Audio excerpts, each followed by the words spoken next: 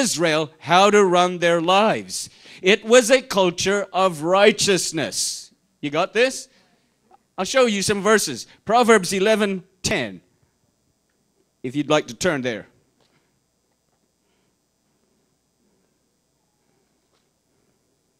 Proverbs 11:10, a culture of righteousness. Verse 10 goes, when it goes well with the righteous. Are you the righteous? Come on. It says, when it goes well with the righteous, Cebu City rejoices. Proverbs 14, verse 34.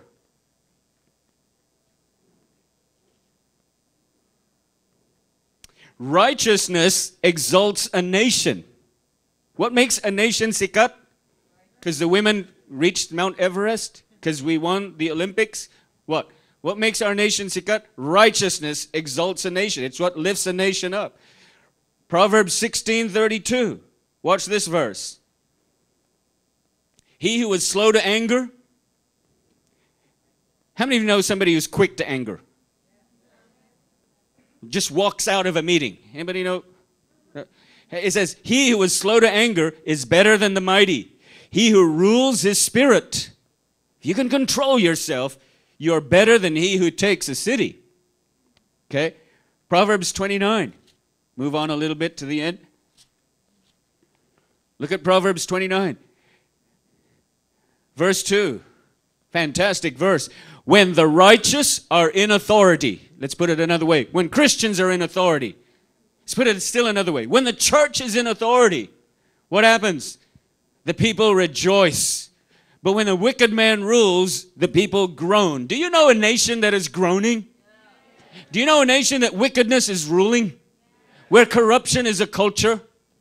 The kind of nation that God had in mind was Israel would be a nation that was based on His word, His worship, and because of that, it would be a nation that was righteous. Are you with me? All right? I'm going to make a statement. Listen to this. The separation of the church and state was never the original plan of God to run the nation. I'll say that again. The separation of the church and the state was not God's original plan to run the nation Israel. In fact, Israel was a nation. It was also the church of God. Israel was the church and Israel was the state. God never gave two sets of laws to say, okay, this is for the church and this is for the state. He never designed God's people to be separated that way.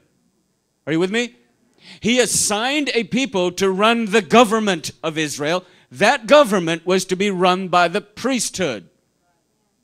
As the people of Israel looked around them, they noticed, hey, we're the only nation with priests. Everybody else has kings. They have kings there, they have kings here.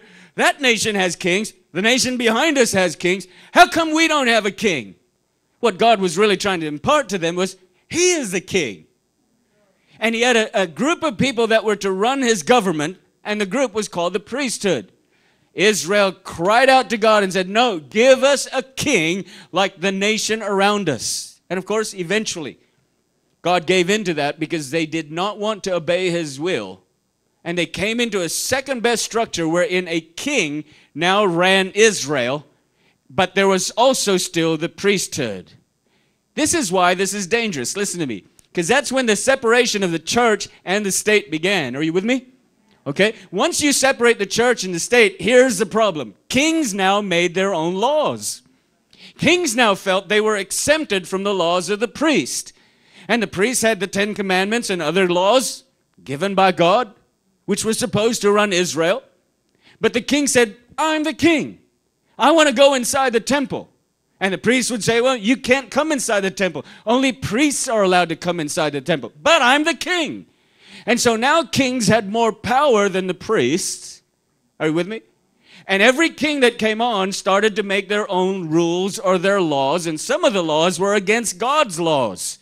So now you have the beginning of the separation of the church and the state. And if you trace that through history, till this day, churches are now convinced that the state's affairs and the church's affairs should be two separate things.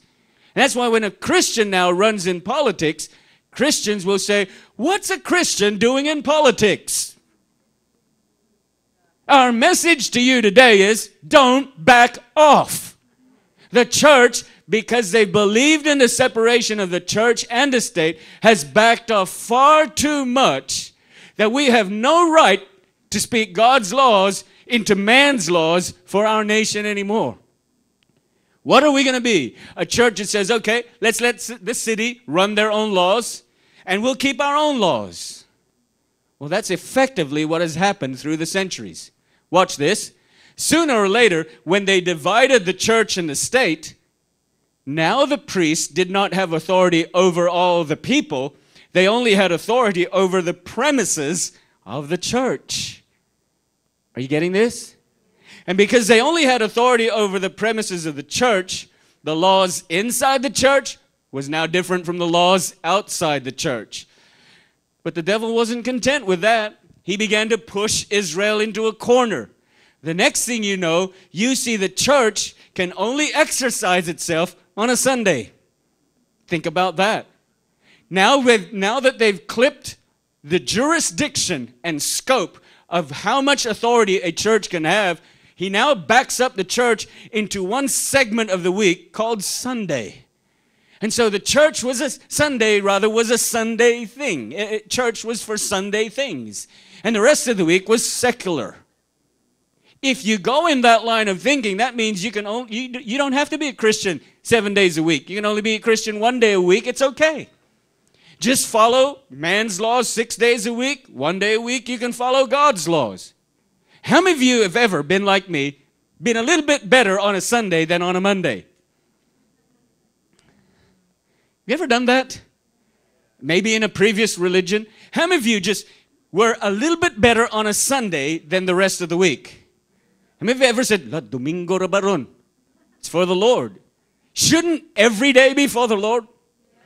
Well, sooner or later, as we were convinced the day of the Lord is Sunday, somebody called it the Lord's Day. So guess what? Monday's not the Lord's Day. Tuesday's not the Lord's Day. Wednesday's not the Lord's Day. There's no Lord on Friday. Since when could we tell God which day he could own and which day he couldn't? Think about that. All right? Sooner or later, it was restricted now to a piece of real estate. You can be you can be who you like the rest of the week, but as soon as you step inside the church, you had to follow the church's laws. The law outside, you can wear whatever you want to wear. But if you come inside the church, you're not allowed to wear sleeveless or spaghetti or tube or V-neck down to your waist or backless or slits. See, there are now a double standard of laws. Are you keeping up? Because I'm just laying a foundation here. Now the church had its own set of rules for Sunday, and it now had a piece of real estate. So you and I could be anything we want the rest of the week, as long as if we stepped in on Sunday, in that premise, we had to obey God's laws. When you separate the church and the state, you put God in a box. That means I can be bad all week, but on Sunday I got to be good. Are you with me?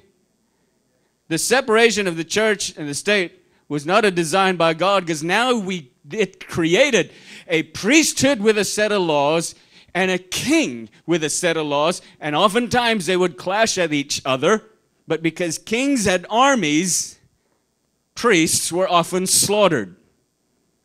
King Saul did exactly that. Chasing David, he slaughtered the priesthood. I'll say this to you again. The church is the state, and the state is the church.